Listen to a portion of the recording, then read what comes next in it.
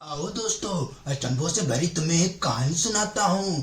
एक बार एक fighter jet Uganda से उड़ान भरता है, जिसके पायलट होते हैं 13 वर्षीय छोटू। वो आगे चलकर ब्राजील में एक स्टॉप लेते हैं। वो वहाँ पर अपना पेट्रोल भरवाते हैं। वो वहाँ से फिर से अपनी उड़ान भरते हैं। आगे जाते जाते हैं, लेकिन देखते हैं कि आगे तो कुछ है ही नहीं, कुछ दिखाई नहीं दे रहा। छोटू खिड़की से अपना सर निकालते हैं, माइक्रोस्कोप से देखते हैं कि आगे मानचित्र खत्म हो गया और धीरे धीरे उनका प्लेन गायब हो जाता है। लेकिन 100 साल बाद फिर से उनका प्लेन नजर आता है।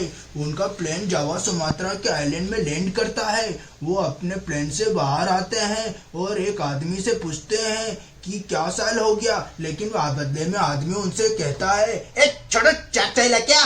छोटू 4 चाय लेके आता है। बदले में छोटू पैसे मांगता है तो आदमी कहता है, एक खत्म चढ़ा देना।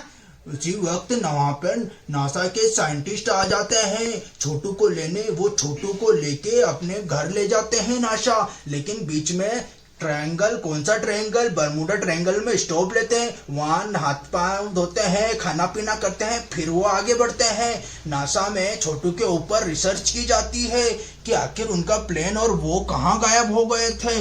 आखिरकार कुछ न पता चलने पर वहां के साइंटिस्ट नासा गली के पीछे रहने वाले तांत्रिक को बुलवाते हैं। तांत्रिक बाबा जब आते हैं वो छोटू की एंडोस्कोपी करते हैं और ये राज बाहर निकल के आता है कि छोटू का जब प्लेन आगे बढ़ रहा था तो दरअसल में मानचित्र के पीछे चल गया था। और मानचित्र के पीछे तो पूरा कोरा कागज है, कुछ नहीं दिख रहा था। लेकिन छोटू ने ये भी बताया कि जब वो पीछे पीछे ट्रेवल कर रहा था मानचित्र के, तो उसे कुछ धुंधला धुंधला दिख रहा था।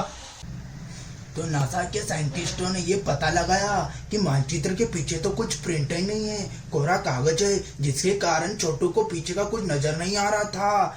फिर तांत्रिक बाबा ने अपना सुझाव दिया कि छोटू पातालोक में चले गया था। दरअसल साइंटिस्टों के हिसाब से वो अपसाइड डाउन था। अगर आपने स्ट्रेंजर थिंग्स देखा है तो आपको पता होगा कि अपसाइड डाउन क्या है। आगे के पार्ट को जानने के लिए हमें सब्सक्राइब करिए, फॉलो करिए और शेयर करिए ज्यादा से ज्यादा।